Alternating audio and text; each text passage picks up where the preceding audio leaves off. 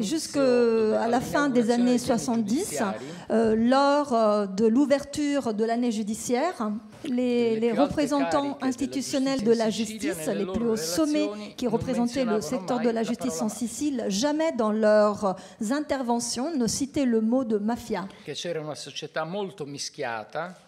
Car la société sicilienne était vraiment entrelacée entre elles à l'intérieur.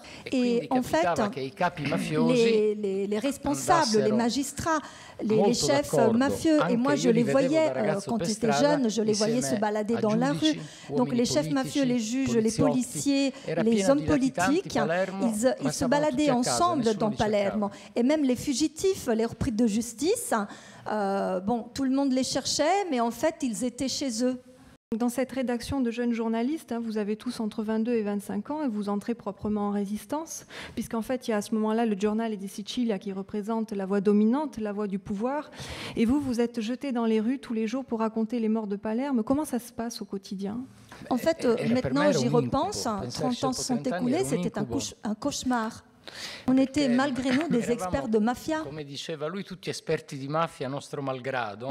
Et en fait, on était des jeunes qu'on jetait dans les rues pour raconter les morts de Palerme. Et puisqu'il y en avait 2, 3, 4 chaque jour, et en fait le cauchemar, c'était, je vais vous expliquer, parce qu'en fait, nous, il fallait couvrir tout le fait divers.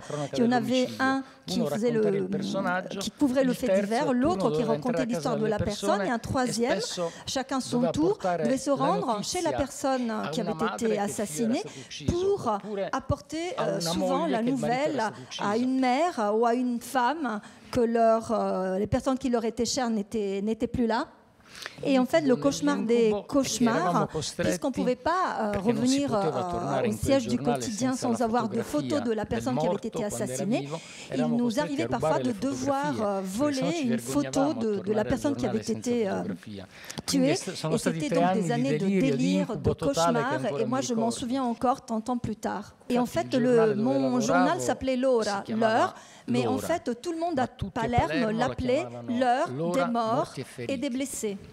Alors, dans le cauchemar que tu décris très bien, donc tu ne sais jamais à qui tu t'adresses, tu ne sais jamais quelle main tu serres, tu ne sais pas exactement quelles sont tes sources, tu ne sais pas, en fait, c'est un climat extrêmement malsain qui pèse sur vos épaules, et vous vous êtes tellement habitués à la violence que, raconte-nous comment vous vous fixez les rendez-vous à Palerme.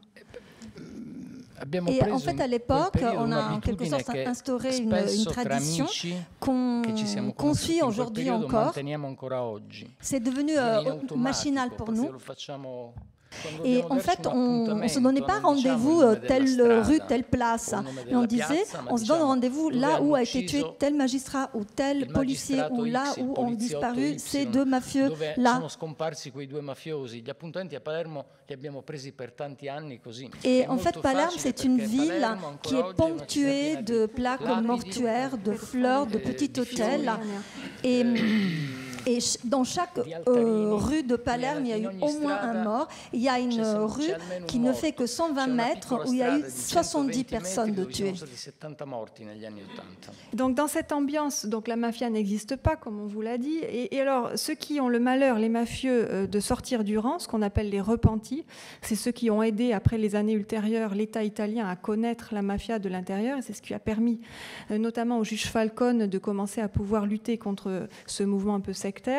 Donc à ce moment-là, ceux qui veulent parler, les repentis, on déclare qu'ils sont fous, on ne les croit pas. C'est ce qui va se passer avec le premier repenti historique qui s'appelle Leonardo Vitale. Et en fait, avant l'arrivée du juge Falcone, la justice en Sicile, c'était un peu comme les 3 petits singes. Elle était sourde, aveugle et muette. Donc, puisque c'est arrivé è accaduto una volta che un mafioso si è pentito, s'est repenti, Leonardo Vitale era il suo nome, lo hanno chiuso in un manicomio giudiziario, perché i mafiosi non si pentono. C'est ce que disait le juge, au moins. Et s'il se repent, ça veut dire qu'il est fou. Et il a passé 10 ans dans cet hôpital psychiatrique judiciaire. Tout le monde l'avait oublié, sauf Totò Riina, le chef de la mafia. Et bien sûr, il a commandité son meurtre.